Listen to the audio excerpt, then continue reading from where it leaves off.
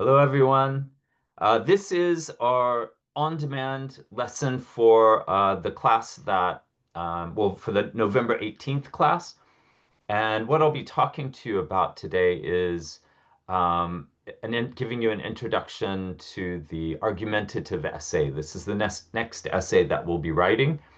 It's like a research paper, and this is the kind of papers that you will be writing as a second year student. So this is sort of an introduction to the writing you'll do as a second year student, kind of practice. Um, I'm going to talk kind of fast, so if you need to pause and rewind, that's okay. Also, I'll put all of the documents, all of the worksheets and everything on our class blog. So if it's easier to look at, you can download the document. I'm not sure how easy it's going to be for you to see on Zoom, but um, anyway, let's get started. So first of all, I'm going to share with you information, just some basic information about what an argumentative essay is. So I've shared the screen. Please pause this video and quickly read through this. Again, this just gives you a basic idea of what the argumentative essay is. So please pause now and read that quickly. Go.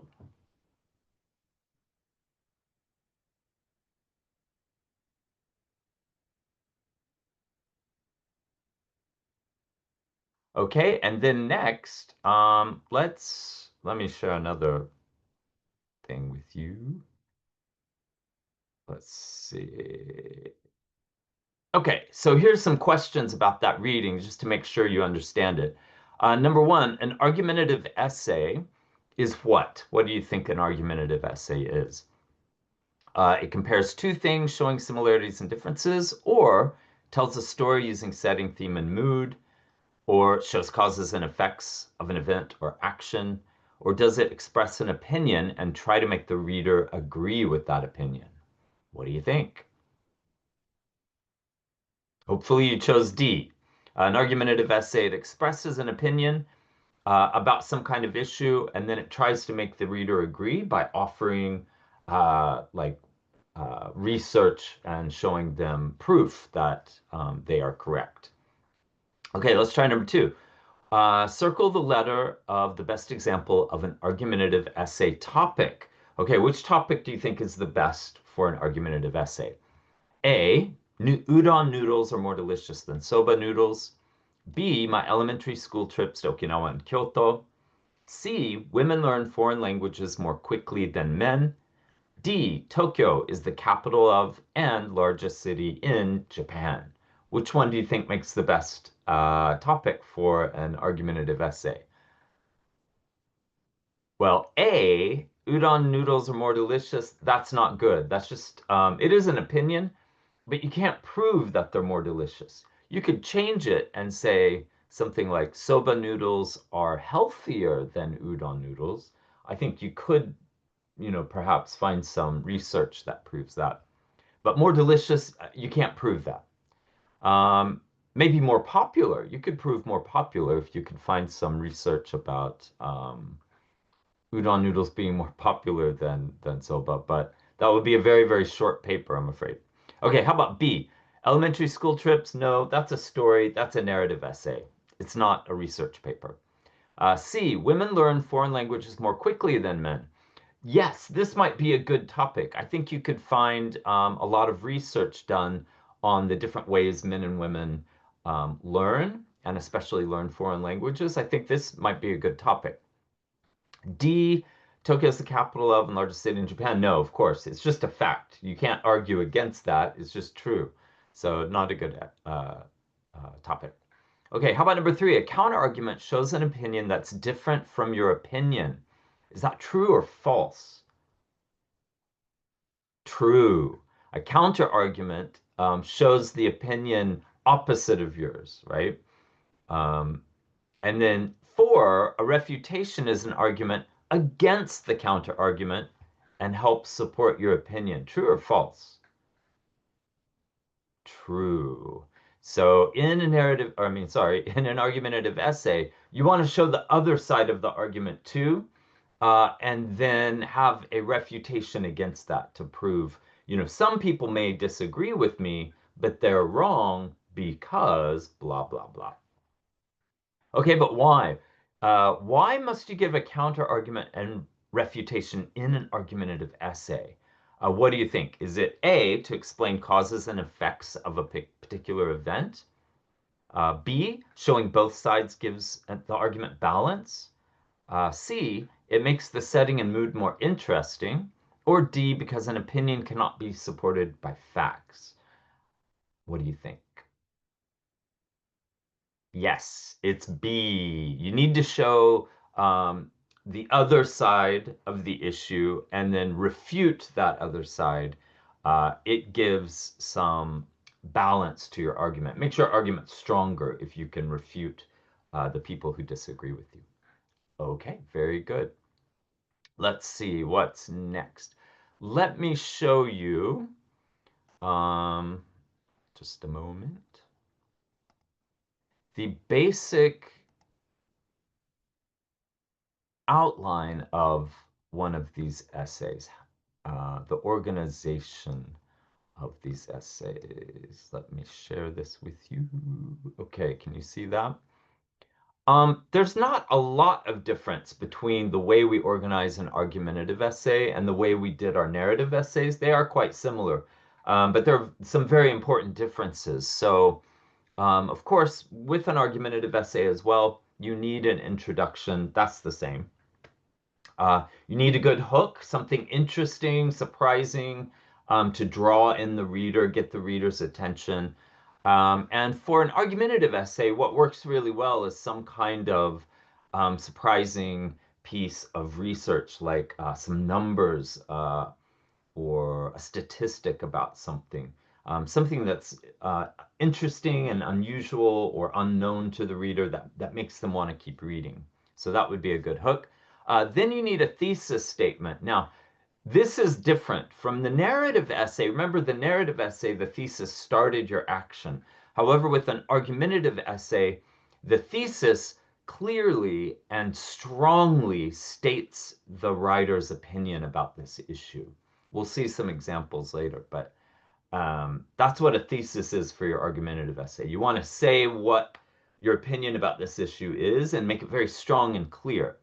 And then you have a guide after this. And the guide just very briefly tells your reasons for having this opinion. No details. Just give if you have three reasons for having this opinion, you just say because A, B, and C. Again, I'll show you an example later.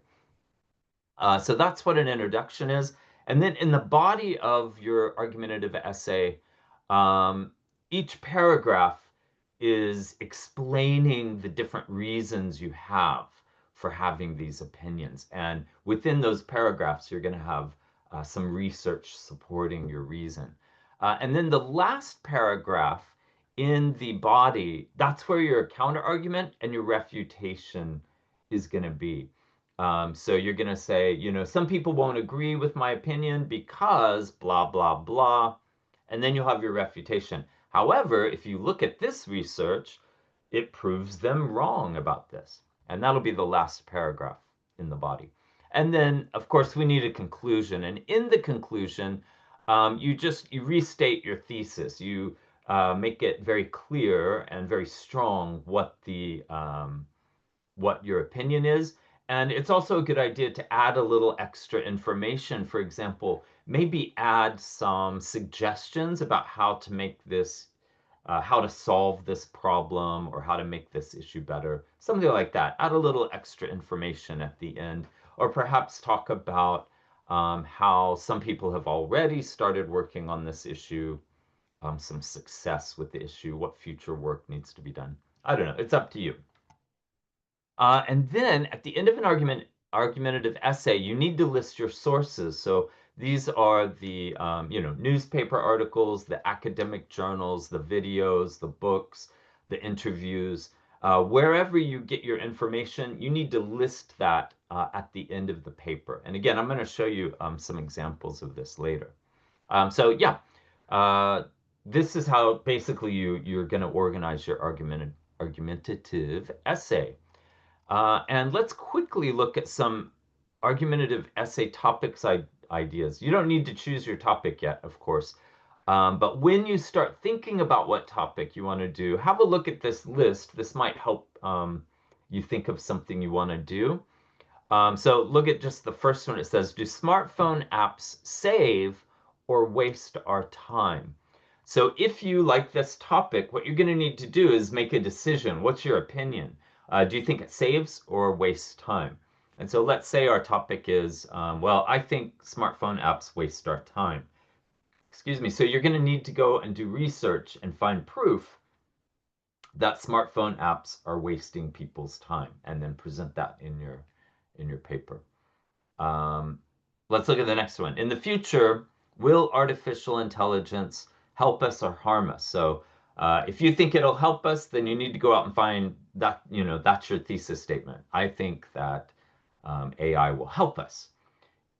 You need to go find research that supports your argument. So anyway, I just wanted to point this out. You can look at this later when we're trying to think of topics for our papers. Okay, then let's see. Oh, no, we'll look at that later. Hold on. I want to show you how to do the references and the citations at the end of your paper. This is where you show the research that you did. So, hold on, let me show this. Okay, hopefully you can see that. Now, we are going to do our references and citations in what's called APA 7 style. There are lots of different styles. There's Chicago style, MLA style. We're using APA 7 style. And the reason we're doing that is because when you're a second year student with Professor Ragsdale, he wants you to practice using APA 7 style. When you do your thesis, when you're a fourth year student, you may be using MLA style. Doesn't really matter. You don't need to remember how to do each style. It's really complicated. But I'll show you how to do it. So when you're writing your references at the end of your paper, showing all the research, where you got all of your research, if it's a journal article, this shows you kind of how to do it. You put the author's names, the title of the article, the journal title, blah, blah, blah.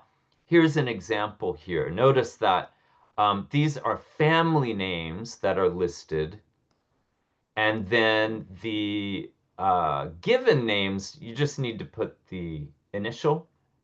And then here's the year that this journal was published. Here's the title of the article, and also the journal title, the volume, the pages, and then where you found it, the website you found it. Again, don't worry about all the details about this. We'll work these details out when we're editing our papers. But just remember, when you do your research, be sure to keep this information. Make sure you remember, the website, everybody's name, the title, the page numbers, that kind of thing. Just keep that ready, and then we'll organize it at the end of the paper. And also, this is what's most important. Like, always make sure the names, you have the family names first, and then just the given names initial. Always list your references in alphabetical order according to the first author's family name. Sometimes there's no date. That's okay. Just put ND for no date.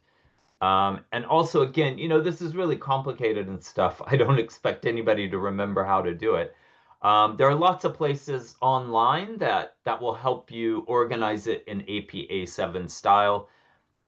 You can just do a Google search, APA 7 citation generator.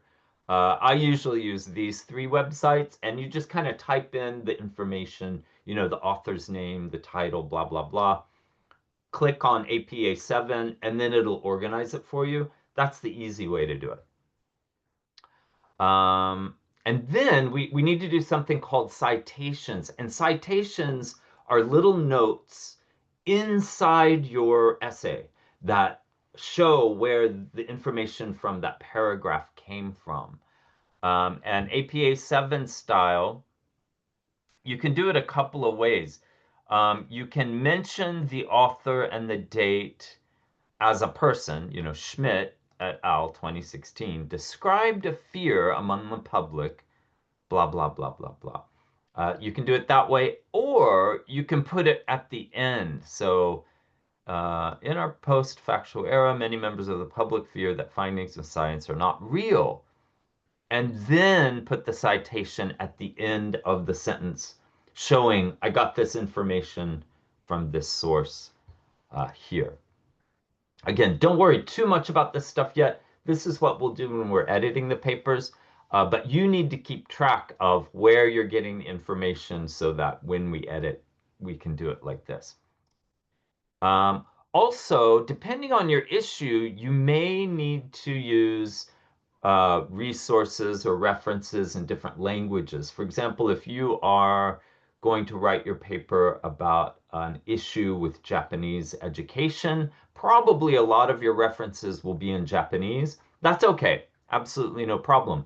But when you write your references, they need to be in APA 7 style. And so I have some examples. So, for example, if you use an academic journal in Japanese, that's great. But you can't write it in Japanese. You got to put it in the Latin alphabet. So here we have the author's family name, not in kanji, but in the Latin alphabet.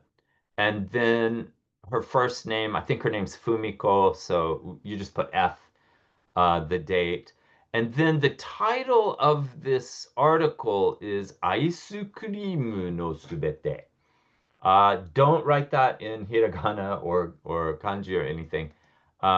Write it out in the Latin alphabet. Then in this little box, just translate. It doesn't have to be an official translation. You can just translate it yourself. Translate it into English just as simply as you can. And then the academic journal itself, we don't need to translate. It's just a name of a journal. So Bunka Shinrigaku, you can just write that in the Latin alphabet. And then the numbers just stay the same. Here's an example for a book in Korean. Again, we need everything in the Latin alphabet. Here's something written in Chinese. In Chinese, we need the accents showing the tone. So I don't know how to do that, but if you do use a Chinese reference, you need to make sure it's written like this. Uh, Russian as well, they use the Cyrillic alphabet. You need to put that into Latin. However, if it's a language, a foreign language that uses the Latin alphabet, something like French or Spanish or Italian or something, you need to keep the accents like that. So anyway, if you use a different language other than English for your references, that's great. That's absolutely fine. But refer to this to know how to list those references. Also, be sure to read these warnings very carefully. Plagiarism is sometimes a problem with students' research papers. It's where they um, say that they wrote this part of the paper, but actually they got it from a different writer and saying that it's theirs. Or sometimes it's by accident. Sometimes they'll write some information and forget to put the citation or forget to put the reference. That's still plagiarism and it's illegal. You can get in a lot of trouble. So, when you do your research, be very, very careful about keeping a record of where you got that information because you have to include that in your paper. Also, be careful. Do not use AI for writing or editing your paper. Um, what we want you to do is learn how to write by yourself before you start using AI because AI is not perfect. Um, and if you use AI to write something, you're not going to know whether it's good or not unless you are a good writer yourself. So do this paper yourself. Um, Now, we are going to use an AI website to check your paper. But we're going to do that together. So don't do that yourself. I want us to do that together. But even the AI website that we're going to use is not perfect. And I want to show you how you need to look out for when AI makes mistakes. So yeah, don't use AI for your paper. Your papers will be run through an AI checking website, a scanner. If there is any evidence of AI, it gets sent to the English department and to ELC. They will check it for AI. If they find evidence of AI use, then I don't know, something bad happens. They're going to discipline you in some way. So just don't use AI for this paper, in other words. And if you have any questions about that, please let me know. Okay, so, and again, all of these worksheets and papers are on our web or on our blog. So if you want to download these and look at it later, that's okay. Okay, so the last thing that we need to do, I just want to show you an example argumentative essay. Let me share it with you. Here we go. Now, this is a very short example, just because I want to save time. Your paper should be longer than this, but it's just an easy example so you can get a good idea of what a narrative essay, or sorry, an argumentative essay should be like. Um, okay, so please pause and read this essay just very quickly. I just want you to get an idea of what it's about. Also, pay attention to the citations that you see in the essay and notice the sources at the end. So go ahead and pause that, and then we'll go through the questions together. Please read. Okay? So let's go through the questions together. So number one, let's look at the hook. The hook here is school is one of the most important parts of our lives because we learn how to socialize, play sports, perform academically, and become responsible adults in the world. What do you think about that hook? Is it interesting? Surprising? Definitely not surprising. We know that school is an important part of our lives. That's not important, or that's not surprising. But is this information very interesting? I think no. I think no. You know, it kind of sounds like a good introductory sentence, but it's not very interesting. I think we need to add something, maybe a statistic about what percentage of Japanese students wear uniforms or something like that, or what percentage of teachers think uniforms are necessary or something like that. Like I said earlier, some kind of statistic or survey or something that's kind of interesting or surprising would be a really good way to start an argumentative essay, just to get people's interest in your issue. Okay, let's look for the thesis statement, number two. Remember, the thesis statement is going to tell the author's opinion very clearly and very strongly. Um, Now, I don't think we have a very clear or strong thesis statement here. When I first read it, it said, the debate about wearing uniforms in schools is thus an important one. So I thought, is that the thesis? That the debate is important? But then I realized, oh no, requiring school uniforms is a better choice. So this is very weak, I think. A better thesis statement would be something like, all schools in Japan must require uniforms. Boom. See how clear and strong that is. All schools in Japan must require uniforms. That would be better. Not that it's a better choice, but they must require it. So that would be a better thesis statement. Okay, how about number three, the guide? And remember, the guide shows us the reasons for this opinion. And here we go. It's just after because. So the reasons that the author thinks we must have school uniforms. Reason number one, uniforms make students' lives easier. Reason number two, uniforms make them act more maturely. Reason number three, uniforms create equality between everyone. So this guide is pretty good. see those three very clear reasons. And each of these reasons will be reflected in the following paragraphs. Okay, let's see. What's question number 4? Oh, we did question number 4. Sorry. Okay, what's the counter argument? Remember, this is the argument against the author's argument. So we'll find it in the next to last paragraph. Here it is. So the counter argument is people who are against school uniforms might say that students are unable to express their individuality. Okay, I've heard that argument before. Um, Lots of people, including students, say that um, school uniforms don't allow students to express themselves through fashion. So there's our counter argument. The refutation, so refuting that counter argument, would be the next sentence. This might seem like a good point. However, school is a place to learn, not a place to show off wealth and fashion. There's your counter argument.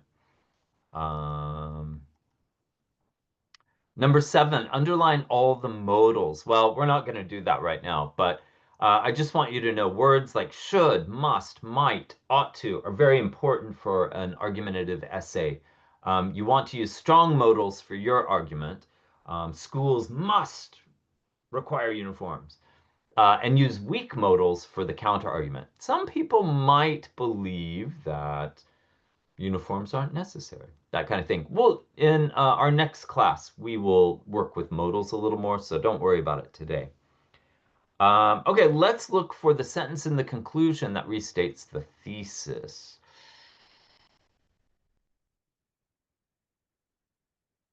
Here we go. All schools must require uniforms. There we go. See how clear and strong that is. This should have been in the introduction as well, but wasn't. So that's okay. Um, Okay, let's try number 9. Let's look at these citations. Number 9, what is the name of the magazine where the author got their information for paragraph 3? So name of magazine for paragraph 3. 1, 2, 3. Okay, here's our citation. The author's name is Dixon. The date's 2014, but we need the name of the magazine. So go down here. We've got Dixon. The title is Uniforms for Florida. The magazine is called Scholastic View Magazine. All right, we did it. What's the next one? What's the name of the online newspaper article where the author got the quote? Okay, we got to find a quote, find the citation, and then look for the article name. Where's the quote? Oh, here we go. Sir Hackberry, UK Minister of Education, said, British families save £1,200 every year if their child wears a uniform to school. Okay, so the author's name is Nahaibo, 2011. Let's go look for the title of the article. Here's Nahaibo. Here's the title, Future of UK Education. We did it. Okay, what's your opinion about this essay? Well, I'll tell you my opinion, and you may disagree with me. That's okay. But let's go through here. Um, let's look at the title, The School Uniform Question. So. It's short, it's clear, but what's not clear is the opinion. I think it would be better to have a title that is short and clear, but tells us the opinion of the author. So maybe something like the importance of school uniforms, something like that would be better. Again, we need a better hook. This is a really boring hook, doesn't tell us any new information. It's not very interesting. I think we can keep that sentence, but let's add something a little more exciting at the beginning. The thesis is terrible. It's not clear. It's not strong. We need something like school uniforms must be required in all Japanese schools. That would be much better. Great guide, very clear. This first paragraph? Students should wear uniforms to make their life simpler. Okay, that's okay. Um, but I think the research is about making it cheaper. And I think that's more important than being simple. So I think they should refocus this paragraph about students should wear uniforms to make because it's cheaper, I think. However, this information comes from England, comes from the UK. And this might be true in the UK, but if we're talking about Japanese schools, this might not be true for Japan. In fact, I've heard that Japanese uniforms are quite expensive, so this might not be a good argument. I don't know. I think the author needed to do more research about this. Second paragraph, school uniforms influence students to act responsibly in groups and as individuals. Blah, blah, blah. Statistics show positive effects. At one school in Florida, violence dropped by 50%, test scores improved by 30%. I think that's a very interesting piece of research. I want to know more details about this. I think the author should write more about how they did this research. But also, if we're talking about Japan, well, violence in Japanese schools, I think, is not a major problem. So I don't know if this research is very good uh, for Japan. However, test scores improving, that is interesting, and maybe that could be applicable to Japan. So maybe they should focus on that, not the violence. Finally, schools ought to make students feel equal by requiring uniforms. Okay, that sounds pretty good. Where's the evidence? There's no research supporting this. It sounds good, but unless we have a study or a survey at the very least that kind of supports this argument, it means nothing. Even if it sounds logical and I can believe it, I agree with it, but it's no good. We need some research to back this up. And then let's look at our counter argument. People who are against school uniforms might say students aren't able to express their individuality. Okay, I guess that's all right. I hear this argument sometimes. The refutation. This may seem like a good point. However, school's a place to learn, not a place to show off wealth and fashion. If we have to decide between individual expression and improved educational performance, the choice should be obvious. Students have the freedom to express themselves in many other ways through their writing, speeches, performances, blah, blah, blah. Again, this sounds all right. I think it's a pretty good argument, but it's worthless without any evidence supporting. They need to do the research that supports their argument. Otherwise, it's nothing. So these last two paragraphs are useless. We need some evidence. Do your research. Okay, and then the conclusion. Studies have proven that students learn better, act more responsibly. All schools must require uniforms. Okay, it's okay. It's okay. I think it would be better if they maybe included like a specific example, like, this school in Shizuoka uh, went back to having uniforms and saw their test scores improve by 20% or something. Add a little more evidence to make your argument better. I think it makes it more interesting and it makes it stronger. Just saying these general statements just feel really weak to me and not very interesting, to be honest. So I think the main thing that this paper needs to do is add a lot more research uh, to make their argument stronger.